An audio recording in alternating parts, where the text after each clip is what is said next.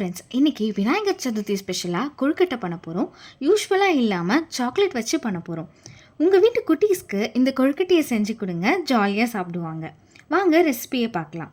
நான் இன்றைக்கி மேரி பிஸ்கெட்டும் மஞ்சும் எடுத்திருக்கேன். உங்களுக்கு பிடிச்ச எந்த பிஸ்கெட் சாக்லேட் வேணாலும் நீங்கள் யூஸ் பண்ணிக்கலாம். இப்போது இந்த பிஸ்கெட்டை நம்ம பவுடர் பண்ணிக்கலாம். இந்த பவுடரை இப்போ நம்ம லைட்டாக வறுத்துக்க போகிறோம். ஃப்ரைங் பேனில் 1 டீஸ்பூன் பட்டர் சேர்த்துக்கலாம். பட்டர் இல்லைன்னா நெய் கூட நம்ம சேர்த்துக்கலாம். பட்டர் உருகுனதும் பிஸ்கெட் பவுடரை போட்டு வறுத்துக்கலாம். பட்டர் பிஸ்கெட் பவுடரில் மிக்ஸ் ஆனதும் நீங்கள் போட்ட பிஸ்கெட்டோட ஸ்மெல் நல்லா வரும். அந்த டைமில் 3/4 கப் காய்ச்சி ஆற வச்ச பாலை சேர்த்துக்கலாம். ஒரே டைமில் சேர்க்காம 1/4 கப்பாக பிரித்து 3 பேட்சாக சேர்த்து கலந்துக்கலாம். ஒரு பேட்ச் பால் போட்டதும் பவுடர் இழுத்துக்கும். அதுக்கப்புறம் இன்னொரு பேட்ச் சேர்த்துக்கலாம். கட்டிகள் ஆச்சுன்னா ஒரு பிரச்சனையும் இல்லை, நம்ம கை வச்சு மிக்ஸ் பண்ணிக்கலாம்.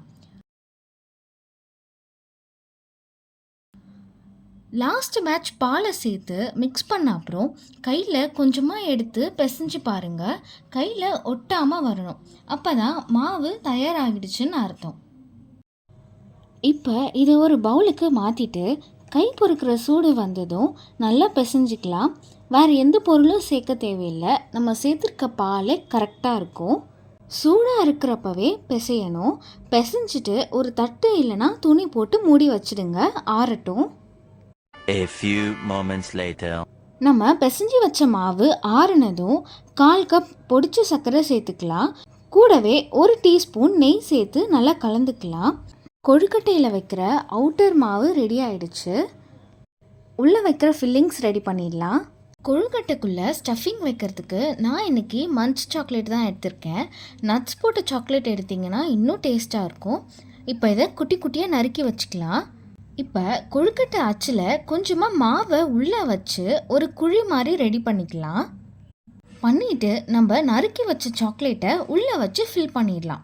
சாக்லேட் வச்ச அப்புறம் கொஞ்சமாக மாவை எடுத்து கொழுக்கட்டையை க்ளோஸ் பண்ணிடலாம். அவ்வளோதான், கொழுக்கட்டை ரெடி. எவ்வளோ அழகாக வந்திருக்கு பாருங்கள். இதை அப்படியும் நம்ம சாப்பிட்லாம். ஆனால் இன்றைக்கி நான் கொஞ்சம் அழகுபடுத்தலான்ட்டு டார்க் சாக்லேட்டை மெல்ட் பண்ணி வச்சுருக்கேன். நீங்கள் டைரி மில்க் கூட இதுக்கு யூஸ் பண்ணிக்கலாம். சும்மா ஒரு டிப் மாதிரி பண்ணி வச்சுக்கலாம். பார்க்க அழகாக இருக்குல்ல? அவ்வளோதான், நம்ம விநாயகர் சதுர்த்தி ஸ்பெஷல் சாக்லேட் கொழுக்கட்டை ரெடி ஆகிடுச்சு.